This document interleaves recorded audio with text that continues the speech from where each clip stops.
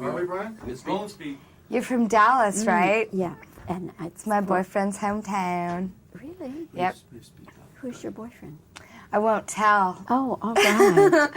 You know, it's funny because we've been going out for 7 months and nobody knows we're together, and me not telling is, I wish I'd known this sooner to do this. But it's amazing because we just have the best relationship in the whole world, and nobody knows about it. But don't they see you out together? We don't go anywhere except to the movies or a park or a walk in the creek or with our dogs out to the park, or I don't know. We you know, I mean, if I get invited to a premiere, I'm the kind of person who's like, I'd rather go see it by myself, pay $7.50, and like do the whole 9 yards. I mean, we are as un-Hollywood as it gets, believe me. But anyway, the boyfriend who is from Dallas, tell me just this much. Is he an actor or not? Yeah, he is. He's an actor. All right. Well, we have to play 20 questions, I guess, to find out. Anyway, that's nice. And I'm sure from Dallas he's a nice guy.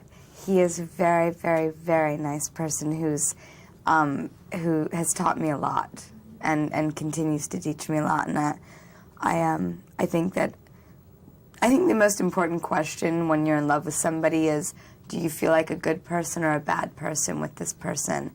And the only answer that ever comes to my mind on a daily basis is I flourish with this person. So I think that's the key. Does he like the glitter on your face? No, he hates it. He can't stand glitter. This is why I do this while I'm away from him, to get it out of my system. What is it with you and glitter? I love it. It's such a kick in the butt, you know? It really is.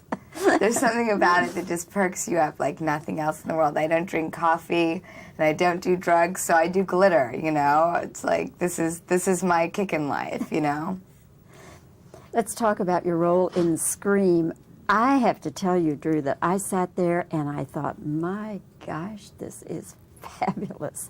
I mean, your performance is just that you could achieve that and sustain it. And then I would know every so often you would see where the cut was, and you would know Wes Craven was saying cut. Right. And then you know in 10 minutes she's going to have to gear up again. Yeah. Now how? I think that's, you know, I've always, even being as much of a scary movie aficionado as I am, I mean, I really realized what it takes to do a scary movie and to basically hyperventilate, scream, cry. I mean, cry, not cry as in like, you know, I'm sad about this, or I mean, like, you know, I mean, and I didn't use one fake tear. I was completely, I'm of the much more realistic, you know, acting school of drama. I can't stand that. I'm not a method actor, although I've worked with method actors. They're incredible. I can't believe what they go through. I'm just like, wow. But I'm the person that's like, listen, you can take someone to Mars if you're real about it, but you can't take anyone around the corner if you're acting all over the place.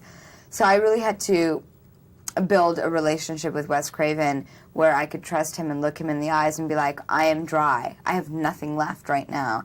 And he would work with me, and I had to get to the place where I could trust him to give him tools to work with as far as my inner demons and things that really were deeply affecting to me so that we could work with them. And I mean, this film was incredibly cathartic to me in certain ways. I mean, really, I did not have PMS for 4 months after crying for 10 days for 16 hours a day, you know. I mean, it was just amazing. And I know that I could not have done this film and had any sort of performance whatsoever without Wes Craven. I mean, I think that he is really the epitome of a scary filmmaker and a true filmmaker. And I had the best experience working with him of my life. I mean, I had the greatest time doing this movie. And I was really, really a big fan of this sort of a la Janet Leigh, Psycho, Angie Dickinson, Dressed to Kill. I've watched every scary movie. Ones I'm just like, that's not scary at all. Some have just affected me so deeply I don't want to go home alone at night. I mean, you can't. There are certain films that you watch and you can't go home alone. And I think that's a really amazing way to experience movies as an audience. And also, this is a genre that literally hasn't been touched in a decade. I mean, we have not had a traditional scary movie, a date movie, or a movie where you don't want to go home alone at night in a long time. This is so fresh and so good and so new. I'm so excited for this film for people, you know? You want to know something? I'm not going to answer the phone ever again. Exactly.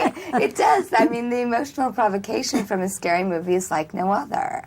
Drew, we've used up our time, but again, thanks for your time. I've always enjoyed talking with you. Thank you. I enjoyed talking New with you, shade too. of glitter this time. I'll wait until see what the next one is. It's multicolored this And time rather than silver. Have happy holidays and my best to that Dallas boyfriend.